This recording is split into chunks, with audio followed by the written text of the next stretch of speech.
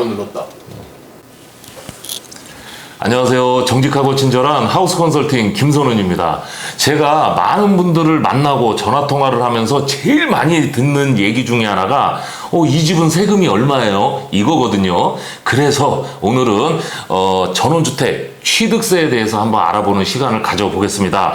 도움 말씀을 주실 분을 모셨는데요. 고양시 일산동구 장항동에 위치한 준이 세무회계사무소의 대표 세무사 김지호 세무사님을 모셨습니다. 인사 한번 해주세요. 네, 안녕하세요. 준이 세무회계 대표 세무사 김지호라고 합니다. 반갑습니다. 네, 반갑습니다. 어떻게 그동안 좀 잘 지냈어요? 네, 지금 최근에 부가세 기간이라 조금 바쁜 시간을 보내고 있는데요. 그래도 이제 좀 그럭저럭 건강하게 잘 지내고 있습니다. 네, 얼굴은 많이 좋아졌네요.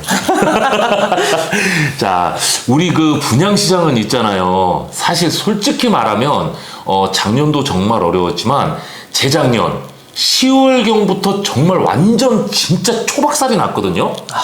정말 어려워요. 네. 그런데 세무 쪽은 좀 어떤가요? 세무 쪽도 아무래도 부동산이랑 연관된 게 많기 때문에 아무래도 타격이 좀 큽니다. 그래서 빨리 경기가 회복됐으면 정말 좋겠습니다. 그러니까요. 저도 그랬으면 좋겠습니다. 화이팅입니다. 네, 화이팅. 자, 오늘은 우리가 흔히 말하는 그 전원주택 그 개정된 이후의 방식으로 매매가 아닌 최초 구매, 즉 분양이죠. 그 분양하는 그 방식, 그 기준으로 한번 말씀을 해주시면 됩니다. 오늘은 아셨죠? 네, 조금 복잡하겠지만 최대한 간략하게 설명해 보겠습니다. 자, 일단 제일 먼저 알아볼 거는요. 주택을 취득할 때 취득록세라는 거를 냈어요. 그런데 지금은 그 취득록세가 좀 분리가 됐잖아요. 그래서 이제 최근에는 이제 취득세 이렇게 알고 계시면 됩니다. 그래서 취득세 정확하게 개념이 어떤지 그거 한번 얘기해 주세요.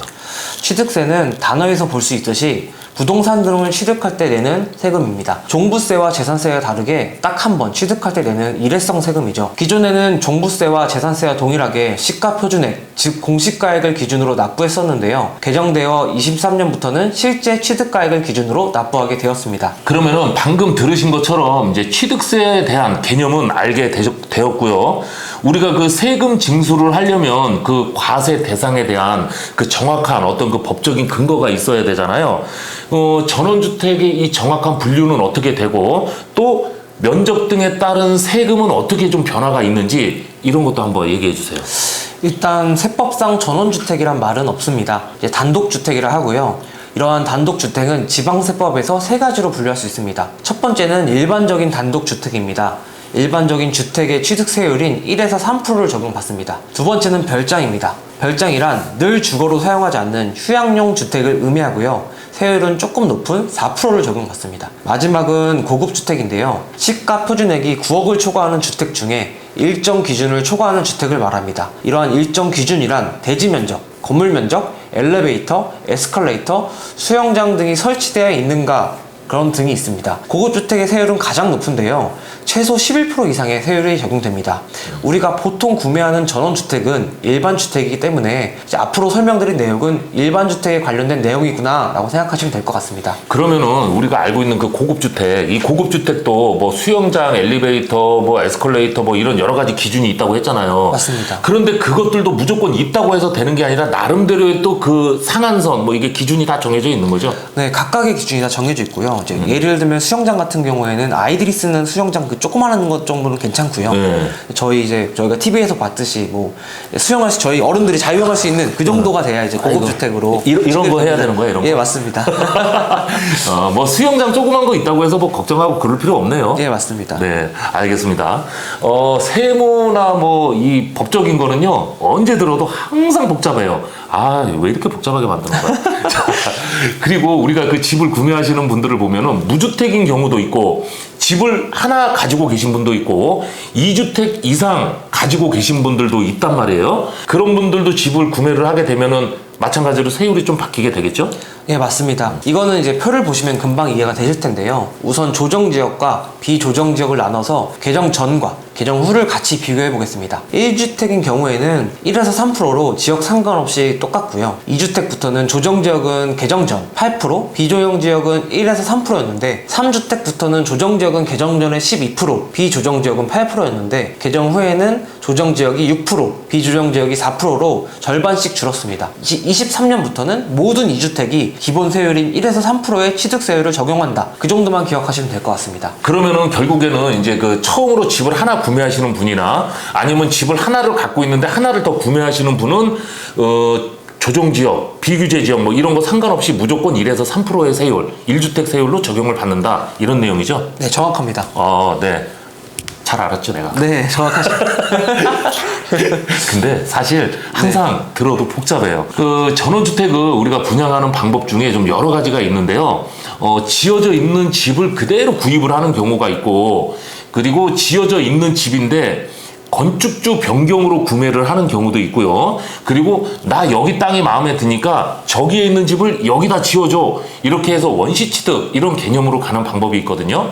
자, 그러면은 이 원시취득이라는 개념이 뭔지, 원시취득을 했을 때 세금을 어떻게 내고 세율은 어떻게 되는지 이런 것도 한번 얘기해 주세요. 저희가 일반적으로 접하는 취득세는 매매계약에 의한 취득세를 경험합니다. 매매계약으로 주택을 취득할 땐 매매계약에 의해서 취득세가 부과됩니다. 전원주택의 경우에는 지어진 집의 토지와 건물을 합해서 분양가가 정해지고요.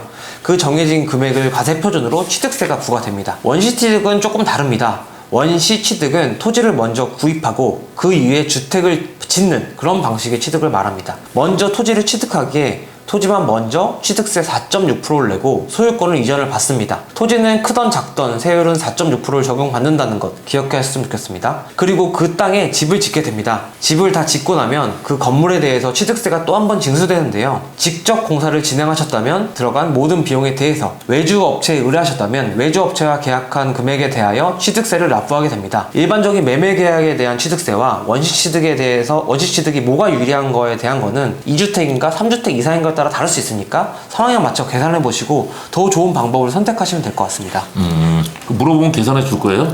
당연합니다.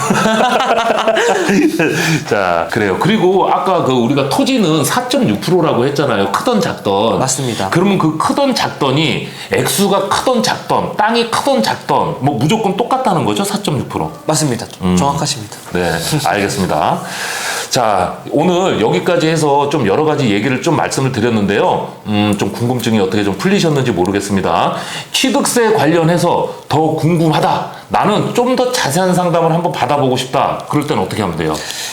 자주 바뀐 세법 때문에 충분히 어려우시다면 준이 세무에게 김지호 세무사인 저에게 항상 연락 주시기 바랍니다. 또한 주택을 구입하시거나 아니면 주택을 구입하실 때 어떻게 세금을 좀 줄일 수 있을까, 아니면 장사를 하시거나 사업을 하실 때 절세나 세무 귀장이 필요하시다면 전화 주시면 친절하게 응대해 드리겠습니다. 광고하는 거예요? 맞습니다. 앞광고. 앞광고. 오늘 촬영하시느라고 고생을 하셨어요. 근데 좀 긴장인 것 같아. 네, 첫 촬영이다 보니까 사실 많이 긴장했는데요. 그래도 이제 이사님이 도와주셔서 잘 진행할 수 있었던 것 같습니다. 네. 그리고 이제 오늘 말씀드린 내용은 현재 행정안전부에서 발표한 보도 내용을 기준으로 말씀드린 거니까요. 이제 정책이 입법이 되는 2월에 조금 변경될 수 있으니까 그 점은 좀 알아주셨으면 좋겠습니다. 그리고 아까 궁금할 때 좀 전화 주라 그랬잖아요. 네, 맞습니다. 1년 365일, 하루 24시간 아무 때나 전화하면 돼요? 나는 새벽 2시에 할 거거든. 언제든지 전화 주셔도 되는데 전화 주셨을 때 제가 자고 있거나 그러면 못 받을 수 있으니까 그럴 땐 제가 다음날 연락드리겠습니다. 한 2번, 3번 하세요. 무음으로 놓는데, 무음으로. 잘 때는 무음으로. 자, 그래요. 자, 잘 보셨습니까? 오늘 준비한 소식은 여기까지예요. 오늘의 영상도 도움이 좀 많이 되었으면 좋겠습니다. 항상 건강하시고 늘 행복하시기 바랍니다. 저는 다음 시간에 다시 오겠습니다. 감사합니다. 안녕히 계세요. 안녕히 계세요. 끝나고 밥을 좀 먹자겠는데 네. 내가 허리가 아파서 가야 돼요 오늘은. 아, 그래요? 네, 허리가 아파서 오래 못 앉아 있어. 네. 사실 너무 디테일하게 들어가면 이게 너무 복잡해가지고 오히려 혼선을 줄까 싶어서 간략하게만 해봤는데 뭐 이 정도면은 뭐 괜찮지 않을까? 네, 충분한 것 같습니다.